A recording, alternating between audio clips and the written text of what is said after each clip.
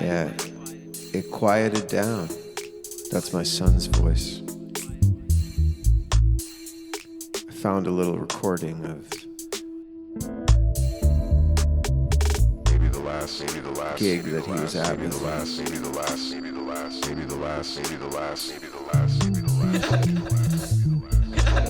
just a few little isolated sounds of him.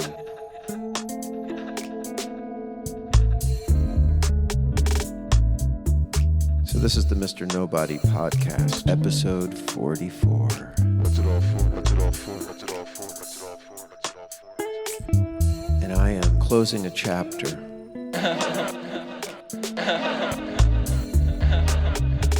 I miss your laugh. This is the Selva. Part 2. Let me tell you what happened. Part dose. At the end of my first ceremony, it was such an immense, Body snatch. astonishing, liquefying meltdown.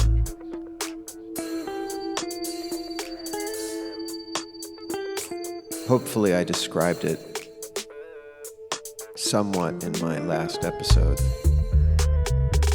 Let me move forward. It sounds like a good idea. Quiet it down.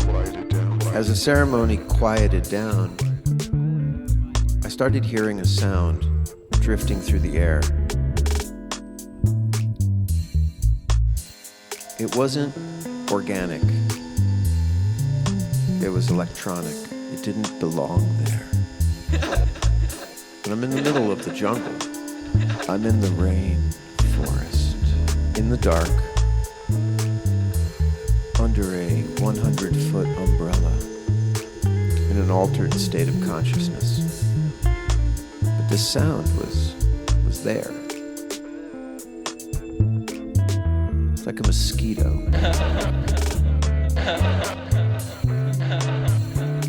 Like a mosquito zapper. And it would come and go. And then get slightly louder.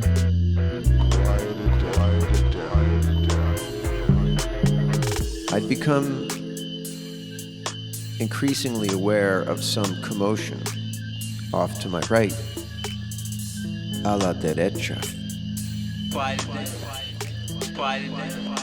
I heard a girl crying, and somebody with an accent say, "Be strong, be strong." Be strong, be strong, be strong. Not in a nice way. It registered as a command.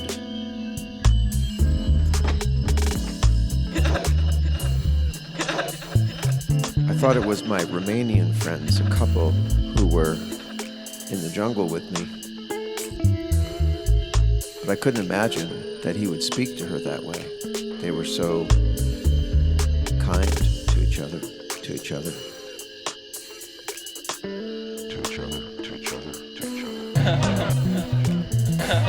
There it was, be strong, and this electronic buzzing while the girl wept. The voice seemed angered by her weeping.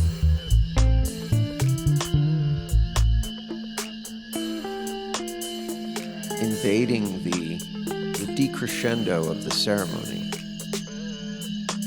14 people lying there in a sort of reverie that was getting invaded.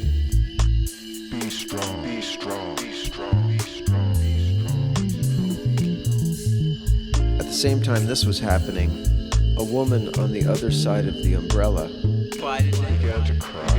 an intense and furtive sobbing.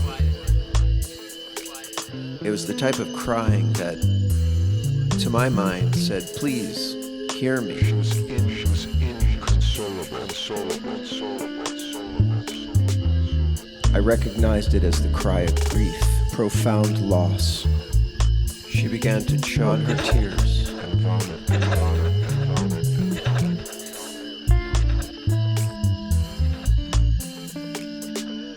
And at the same time that was happening, the shaman was having a casual conversation with a friend.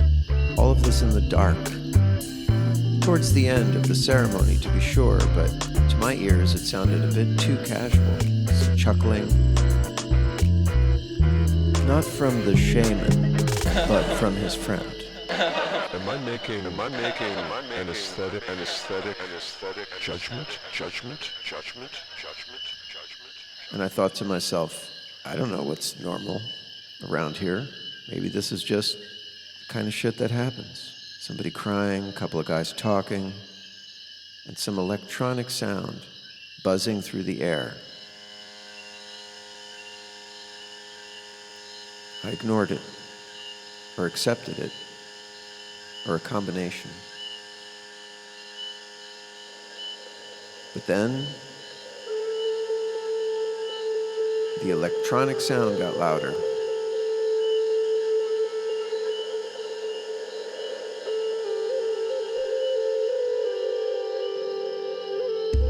And louder.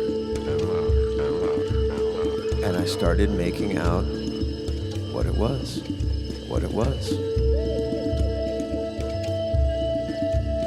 It was a Hare Krishna chant. Not a nice one. Because I took some time to listen through some Hare Krishna music and chanting and found some very beautiful versions of the chanting. This was like some fucking guy just droning in a monotone, shitty voice. Yes, in a shitty voice. Kind of like the sound of the guy telling his girlfriend to be strong. Be strong. Very male, shitty voice. I am making a few aesthetic judgments here. And then I started piecing it together in my tiny brain, medicine-soaked mind, that this person, whoever he was intending to disrupt the ceremony in the dark. The chanting, which apparently was coming from its cell phone, was getting louder now. And louder.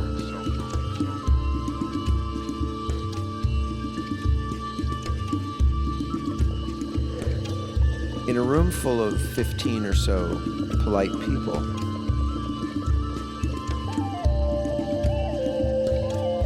one person can be like a turd in the punch bowl. I'm making an aesthetic judgment. I'm using a metaphor. The other people from the tribe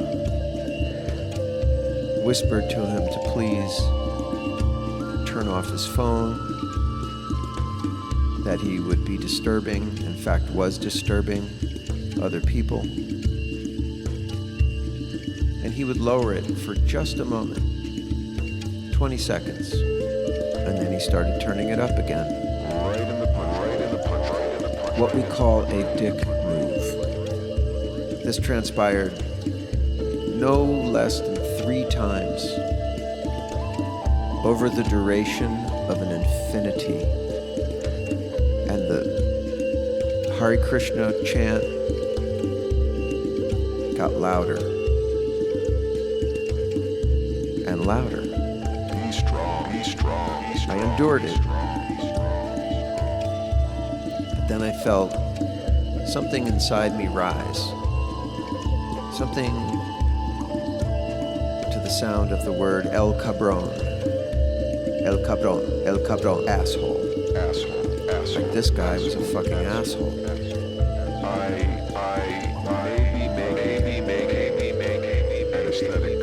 That's what came to my mind.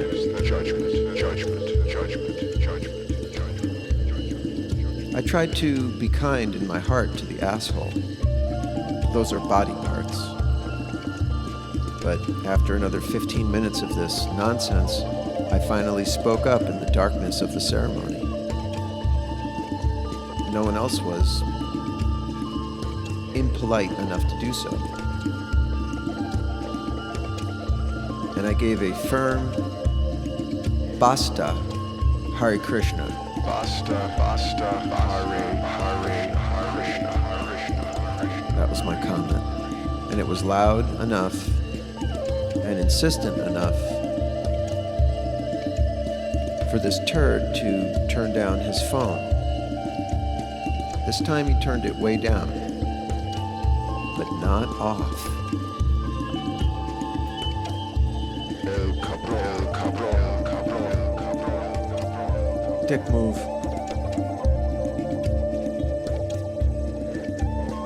And it was buzzing like a mosquito at a low volume. I won't lie, I was grateful that he had turned it down. It was torturous. It was amazing that he would be so rude, so confronted by this ceremony that he needed to interject Hare Krishna and disturb all these people and actually try to negate the power of the ceremony. He wasn't being very strong. This was a troubled person. An abuser. And then the shaman got up and said, Buenas noches. Buenas noches. That was his signal to say, we're done here tonight. And he and his brother and the shamaness, who sang beautifully that night, left. And then this asshole turned his phone way up. To my surprise, he had brought a Bluetooth speaker into the large sacred umbrella, and he transferred the sound of the phone, this monotonous, Shitty Hare Krishna. onto the speaker. Quiet it down.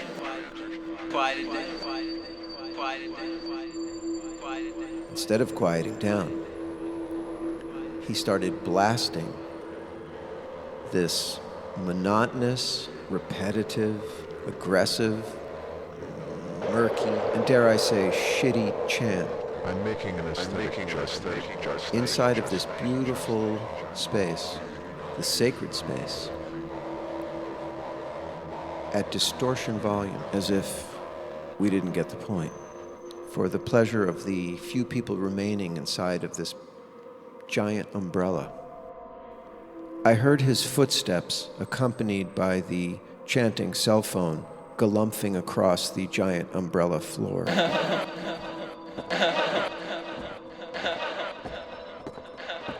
I could barely move, but I figured, fuck it. I put my headlight on, and I figured I needed to get eyes on him to see who he was, because I may have to deal with this person somehow. I was personally offended. I fantasized about talking with him, like, tell me, what is in your fucking mind that you would do this? I've dealt with bullies before. Be strong. The more you give, the more they take. I'm generalizing. I lit him up with my headlamp, which is super bright. And he froze like a deer in the highway, or a cockroach. In a bathroom. And this made him angry, because he started singing along with the Hare Krishna chant, which was at this moment blasting through his speaker. But now he was directing the chant at the headlight. Connected to my face. As his anger seemed to increase, I figured I'd switch my bright light to the flashing red light. Just to fuck with him. And that really made him mad, because he charged at me. He was like a 200-pound Yosemite Sam, and I could barely move my body. I was very high. And here was this large man-child, angry, aggressive, pulling the shit for hours. charging at me in the sacred umbrella, Directed by my flashing red headlight. Quiet it down. Quiet it down. Quiet it down. My training as a fighter, as a warrior, instructed me quickly to turn my light off. And I heard his feet stop in the darkness. I could smell his anger. What the fuck, man? He charged at me. I may not have been able to defend myself in that state. Actually charged at me. You asshole.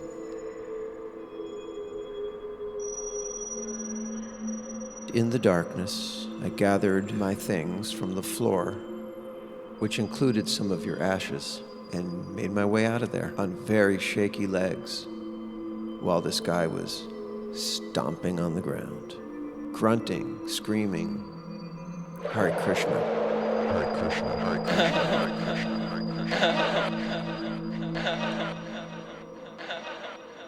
I didn't know what to make of it except what it was. A person. Be an asshole. That night, back in my little room, with the door not locked, I didn't know that it could lock. It's such a peaceful place. Why would I need to lock the door? There's a screen. It was hardly a door at all. All that night I was anxious about him picking up this thread with me. Anyway. I made myself sleep, and I was awakened in the morning by his body walking right in front of my door. Several times, back and forth. Not an area that anyone needed to walk in front of. He had to go out of his way. Houston, we have a problem. So I figured, okay, some shit is on. Hare Krishna, Hare Krishna, Hare Krishna, Hare Krishna, Hare Krishna. It's on like Donkey Kong. My annoyance and my anger began to focus. I don't know. Materialize, because I could move again. And I was pissed off that he had charged at me. I was Angry with him for bullying the entire ceremony with his insecure bullshit about Hare Krishna or whatever else was bothering him. And so I figured I'll confront him the next time he walks by. Quiet it down. Quiet it down. I could hear him in the distance of this little camp that was nestled between where a river snaked around. I could hear him singing Hare Krishna at the top of his lungs. What the fuck, man? And then I heard him walking up towards my little room. So barely dressed, I confronted him as he walked by. Hey, man. How's it going? I noted that he had these expensive-looking Bluetooth earplugs in.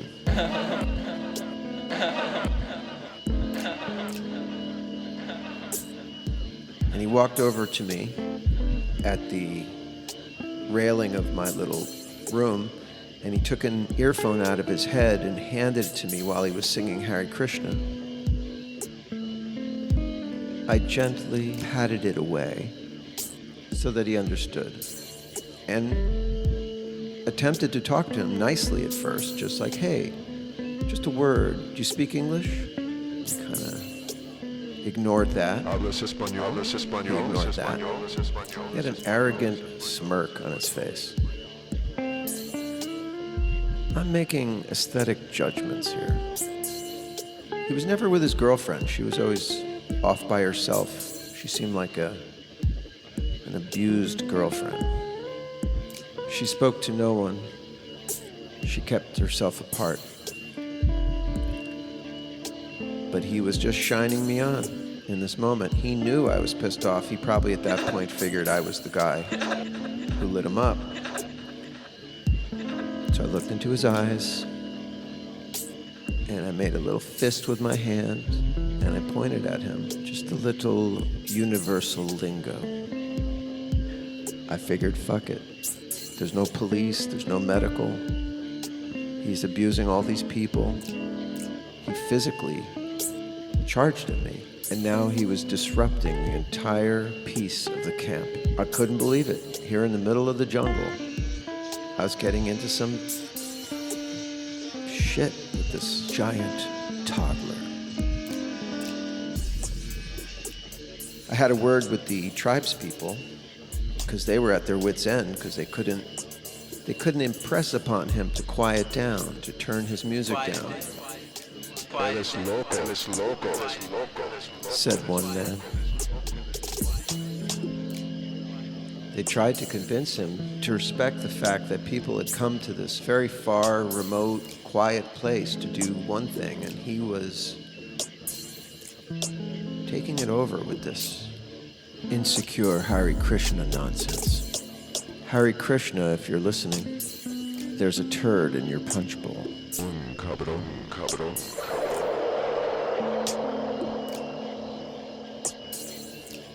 I watched as two of the tribes guys tried to reason with this person. Up this. Jungly hill, and I could see that he was like humoring them, like like laughing. His girlfriend was there. They were trying to be nice to him, but he just wasn't behaving. I could tell they were anxious. They came down to my cabin and we spoke. They were hoping for the best. I thought we might need to prepare for something else. This guy does not care. He has an agenda. We're also suggestive and vulnerable under the effects of this potion that this can't happen again. I certainly can't put myself in a situation where I'm subjected to it. And I can't let it happen to my friends. What shall we do? What shall we do? I'll tell you what, I'll watch over the ceremony and I'll make sure that he will not either walk in or otherwise disrupt the service from outside. His cabin was 20 feet away from this giant sacred umbrella. It seemed obvious he was enjoying the power.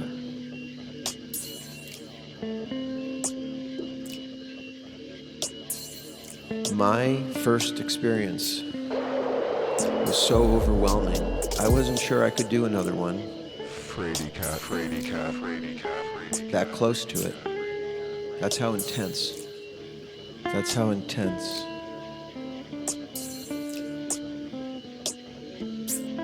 That's how intense it was. A ceremony that requires safety. And a combination of that feeling and this asshole made the decision. I'll watch over the ceremony, and that will be my service. The exacerbated tribesmen agreed because they couldn't deal with this guy anymore. He was asked not to participate in the ceremony, but we felt that unless some interference was run, he wouldn't respect that. What shall we do? So I thought it needed one more little detail. And after one of his Hare Krishna episodes, he was sitting up in this area, and it was on the way to the kitchen,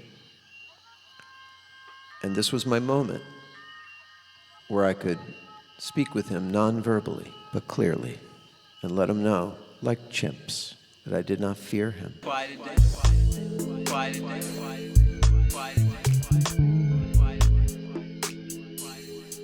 He wasn't small,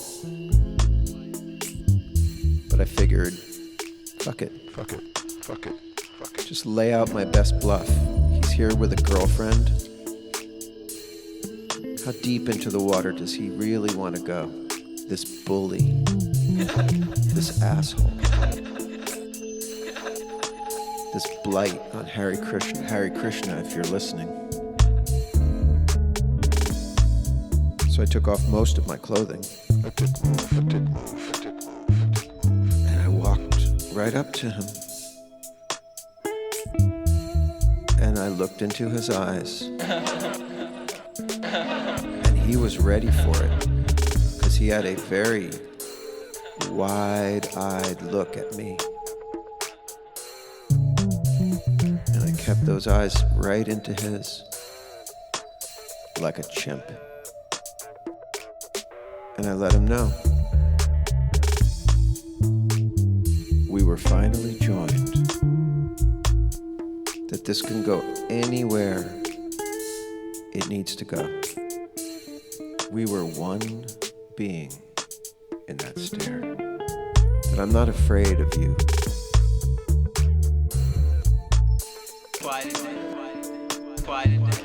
And I'll be waiting for you. If you're stupid enough to continue this behavior. That was all in the stare. Bullies don't generally want to fight. They just want to intimidate and control. I saw in his face just a little bit of anxiety. Where he was like, oh fuck. This guy is really angry with me. Just a little bit, just a little bit, just a little bit, just a little bit. And that was enough.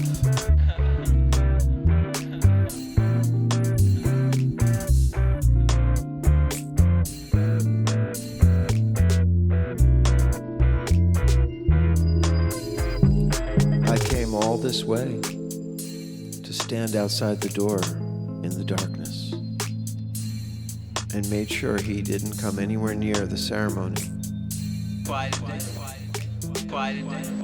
And he quieted down. I took my son's ashes that were in this small brass urn and put them in the bottom of a sock and tied a knot. I thought about my teachers, people who had trained me, and I would have gladly connected him and my son. If I had to, if I had to, if I had to, if I had to, if I had to. Now I'm glad I didn't have to. I really am, because violence is never fucking nice. It's never cool. It's messy. But I had to do this. Because in the middle of the jungle, among peaceful and scared people, this one person, this bully, created this fearful environment. This couldn't be the first time. He pulled this, he pulled this, he pulled this. And in this moment, I was the only person who could run that interference. Give him a counter narrative. Let him know, let him know, let him know, let him know, let him know, let him know. That I won't tolerate it. Will not tolerate you abusing these people. And I won't be under the influence of the potion. I'll be ready for you.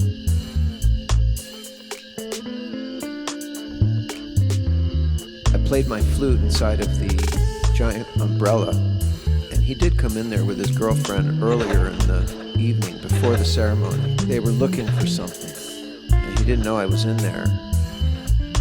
And he encountered me in the darkness. And I saw him jump. Like a toddler, like a toddler, like a toddler. And he was speaking Russian. It was the first time, so I knew he could speak. He was trying to hide that for whatever reason.